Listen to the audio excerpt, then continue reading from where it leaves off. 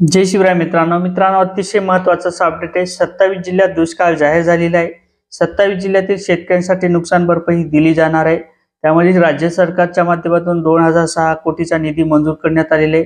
केंद्र सरकारच्या माध्यमातून 2006 कोटीचा निधी मंजूर करण्यात आलेला आहे।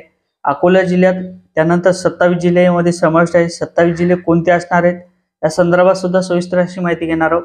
त्या जिल्ह्यातील मंडळ किती पात्र असणार आहेत, हेक्टरी अनुदान आपल्याला किती मिळणार आहे, कधी मिळणार आहे, त्यानंतर एनडीआरचे निकष काय आहेत या संदर्भात सविस्तर अशी माहिती घेणार आहोत। मित्रांनो, मी गणेश ठाकरे कृषी मराठी या यूट्यूब चॅनलवरती आपलं स्वागत आहे। मित्रांनो, चॅनल नवीन असल्याकारण नक्कीच चॅनलला सबस्क्राईब करून ठेवा, जेणेकरून आपल्याला असेच अपडेट पाहायला मिळतील। तर शेतकरी मित्रांनो, मोठ्या प्रमाणात नुकसान झालं होतं हे सर्वांनाच माहिती आहे। त्यामध्ये अकोला जिल्ह्याचा सुद्धा समावेश असणार आहे। अकोला जिल्ह्यात 48 मंडळाचा समावेश असणार आहे। 48 मंडळाला नुकसान भरपाई दिली जाणार आहे। तर मित्रांनो, अमरावती जिल्ह्यात 91 मंडळाचा समावेश असणार आहे।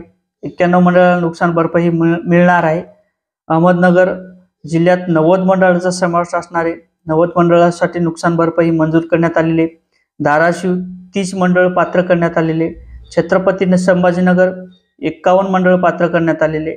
कोल्हापूरचं सुद्धा मोठ्या प्रमाणात नुकसान झालं होतं, परंतु यामध्ये 12 मंडळाचा समावेश करण्यात आलेला आहे।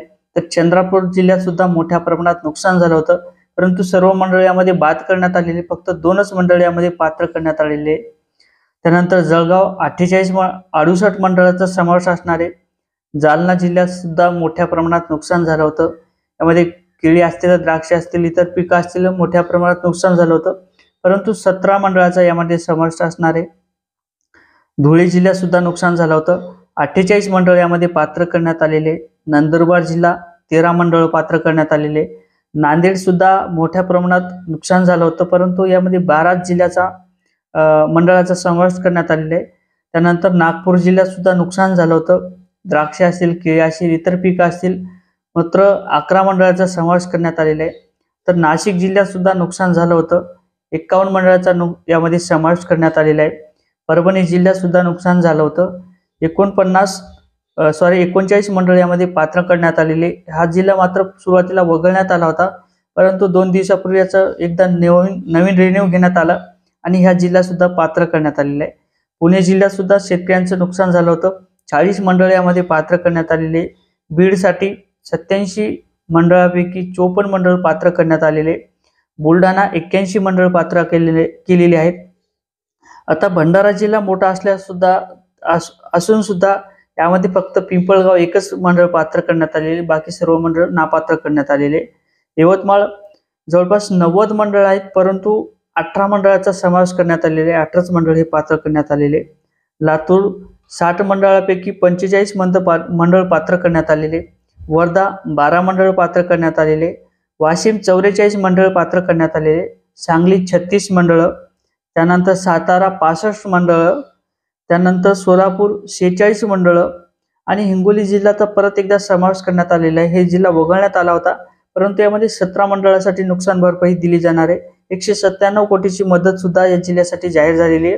तर जवळपास सर्व मिळून 1021 मंडळ सर्व जिल्ह्यातील 27 जिल्ह्यातील हे पात्र करण्यात आलेले आणि हे शेतकऱ्यांसाठी आता ही नुकसान भरपाई दिली जाणार आहे। मित्रांनो, एनडीआरच्या निकषानुसार आपल्याला 2 हेक्टरपर्यंत हे अनुदान दिलं जात होतं, परंतु आता 2 हेक्टर ऐवजी आपल्याला 3 हेक्टरपर्यंत हे अनुदान मिळणार आहे। यामध्ये खरीप पिकं असतील, कोरडवाहू पिकं असतील, यासाठी 8,500 रुपये अनुदान आपल्याला हेक्टरी मिळणार आहे। त्यानंतर बागायती पिकासाठी 17,500 रुपये आपल्याला अनुदान मिळणार आहे। बहु पिकासाठी 27,500 रुपये एवढं अनुदान आपल्या शेतकऱ्यांच्या खात्यावर जमा होणार आहे।